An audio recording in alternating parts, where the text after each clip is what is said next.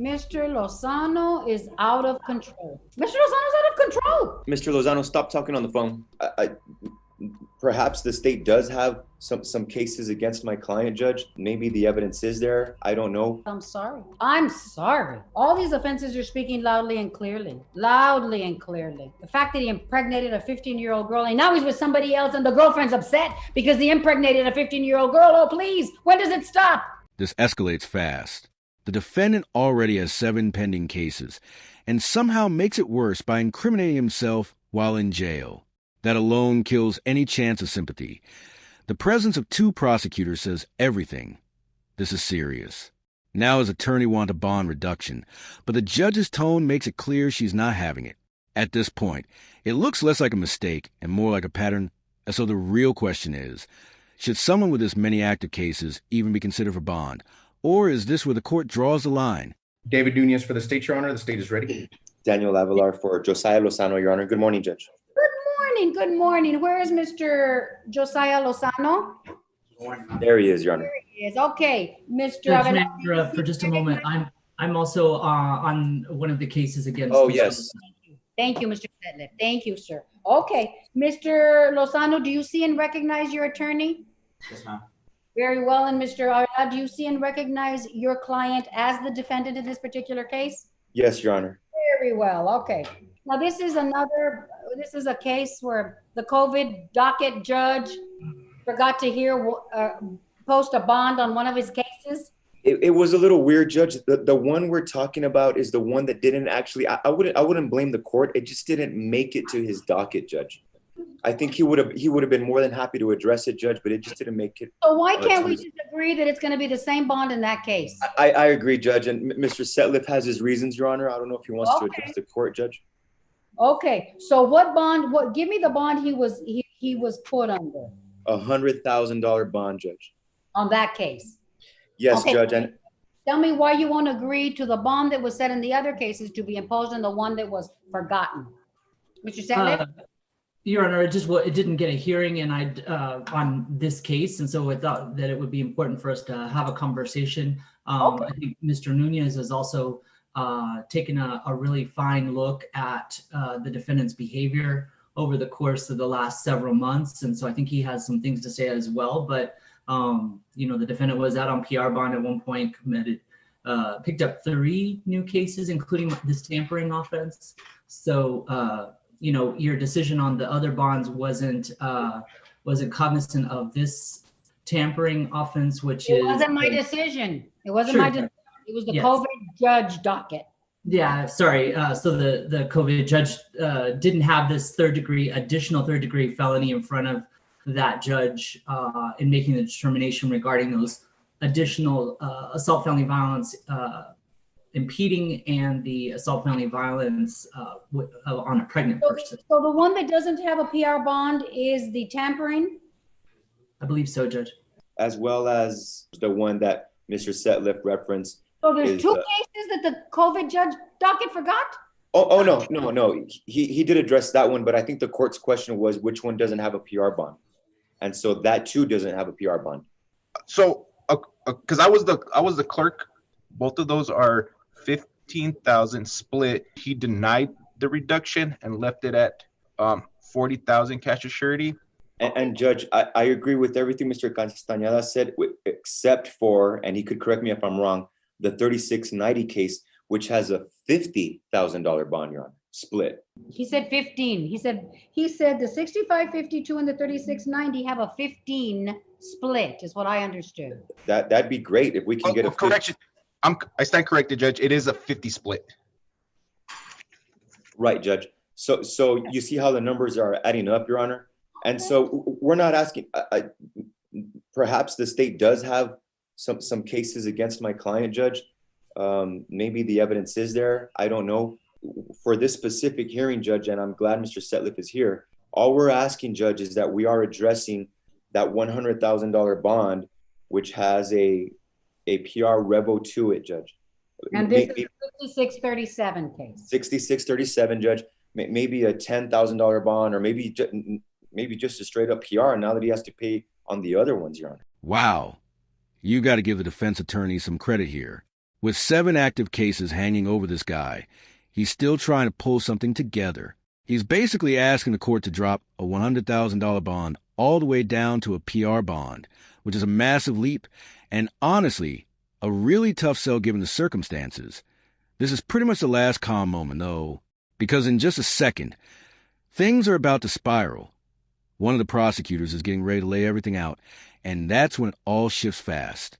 So Judge, just to clarify, you had him out on PR bond on the 2019 case. And so that's why when he committed the 2 new offenses against his intimate partners, I think it's 2 separate ones, you were not pleased with his performance on PR bond. And so you set it at a very high bond on this 3rd-degree felony. And so that's the issue. As I don't want to agree when he certainly do a PR bond when he has proven that he is not good on PR bond. We've reached out to not only to Mr. Lozano's family, but also his employer. We spoke to a gentleman named Carlos Ortiz, who's the owner of Ortiz Construction, Judge. And in writing, we do have that that they'll give him a shot, that if and when he does come out, that he is a good worker and he'll have to prove himself when he is employed, of course. But he does have a job. It's not a huge company, but it is something that's going to keep him busy and employed, Judge.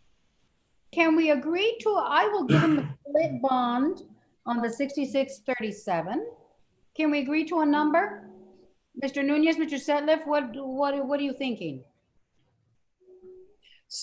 Gentlemen, since this case, and I know Mr. Setliff's argument, but since this case involves, since this case involves a tampering with, the indictment reads with marijuana, Judge. Your Honor, just to let the court know, I mean, he's facing about at least 6 probably different cases. He's been in this court since June of 2017. He's picked up 7 new criminal cases, with 3 of them being listed as felonies. Okay. On one of the AFVs that he's picked up, the victim was a minor who he also impregnated. We are also looking at impregnated. He got her pregnant, and a minor pregnant. She was about 15 when he got her pregnant. We're working up that on that case as well. We do have her have good contact information for her. I am worried about him potentially maybe trying to get in contact with her if he's let out on bond. And he's previously failed to comply on his bond conditions. He's had failure to reports. He's tested positive for THC. Okay. How old are you, Mr. Lozano? I'm 21 now. How old was he when he impregnated this person? Your Honor, I want to say it was about 19 or 20. And she was 15. I want to say 15. At the very least, the oldest. I said at the very oldest, 16. I mean, 15, 16. We're talking those age ranges. Judge, and I would just say, in part, we know that from jail phone calls that the defendant has made. He made one on January 20th of 2020 to his current girlfriend, in which she calls him out on having impregnated the 17-year-old. The 17-year-old just turned 17, and his girlfriend, this victim on one of the cases that he's in there for, says that's messed up, bro, and gives him a hard time about it. I'm happy to share this jail call with everyone, but they're talking in detail about what she knows he did. Mr. Lozano, I have various other ones. Mr. Lozano, stop talking on the phone. You understand?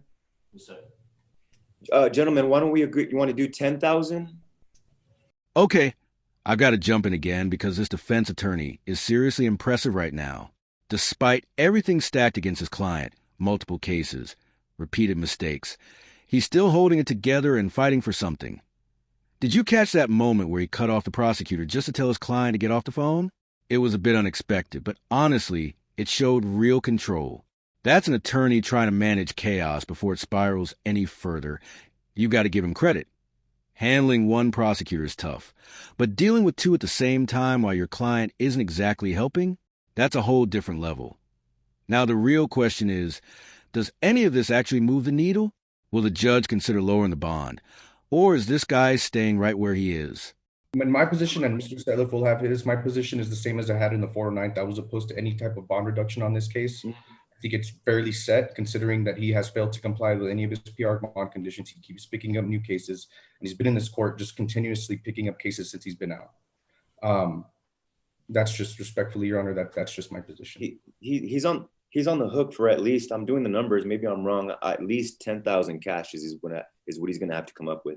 I'm good with where we're at, Judge, and I understand that you may need to revisit that. But after reviewing the jail calls, that's new information to me from the previous hearing, and it's enough to elevate our concern about other people in the community and his continued ignorance of your instructions and rules that you require him to live by. Mr. Lozano is out of control. Mr. Lozano's out of control. And I remember this case because I think I remember getting informed in court many months ago or years ago, a year, 2 years ago, that he had impregnated a 14 or 15-year-old little girl. And I'm thinking, where the heck is everybody? Why isn't somebody doing something about that? Why isn't somebody doing something about that? Statutory, what are we doing? Right now, Mr. Nunez, Mr. Setliff. I have been working on that case, Your Honor. I've been specifically working with a detective Ernesto Silva on that case. Like I said, she is also the victim in an AFB that he has pending, a felony AFB he has pending. And I have been in contact with her, and that's really all I have to say about that, Your Honor. I have been working on that case, and we've tried to work out a package deal as well. There's been conversation of that. We're trying to resolve all cases. Yeah, I think I'm going to keep it at 100,000, Mr. Avellad. I'm sorry. All these offenses, you're speaking loudly and clearly. The fact that he impregnated a 15-year-old girl, and now he's with somebody else, and the girlfriend's upset because he impregnated a 15-year-old girl. Oh, please, when does it stop?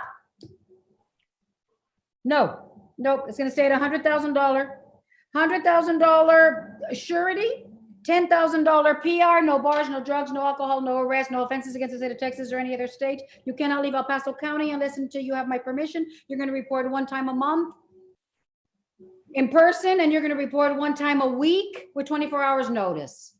You're going to stay away from the complaining witnesses. Who are the complaining witnesses' names in the family violence? Do we have terms and conditions of any PR bonds that are set right now, Mr. Castañeda? Sorry, Judge, what did you say at the end? Do we have any of the no contact provisions on any of the PR bonds that are set right now? Let me check, Judge. Contact on the family violence with alleged complaining witnesses? I want all the names of the complaining witnesses. Yes, Your Honor. Mr. Avellad, this is a tough case. Holy moly. Besides the fact that it incites this court that he impregnated a 15-year-old girl. I can't get over that. I'm still stuck on that. Unbelievable. He's been busy, Your Honor, and so I think we're trying to. It's very sad, very sad. And Judge, if Mr. Setliff can somehow get me those jail calls for my review in case there's anything incriminating. The one I just referenced, I will download it and send it to both Mr. Nunez and to you, Danny, and to you, Judge, if you want it. Thank you. I don't need it yet. I don't need it yet. Okay. I don't want to get any more infuriated. That outcome felt pretty reasonable to me. After everything we just saw, it's hard to argue this defendant isn't a major risk, not just because of the situation involving the younger girl, but because of the pattern across the other 6 pending cases. At some point, you can't overlook that kind of track record. IT really makes you wonder why there's even a push to release someone in this position. When the behavior keeps repeating, it stops looking like isolated mistakes and start looking like a serious public safety concern. That said, factors like the location, especially in a place like El Paso County near the border, can influence how these decisions are made. So it's not always as straightforward as it seems. But what do you think? Was the outcome justified? Or should it have gone differently? Thanks for watching, and don't forget to like and subscribe.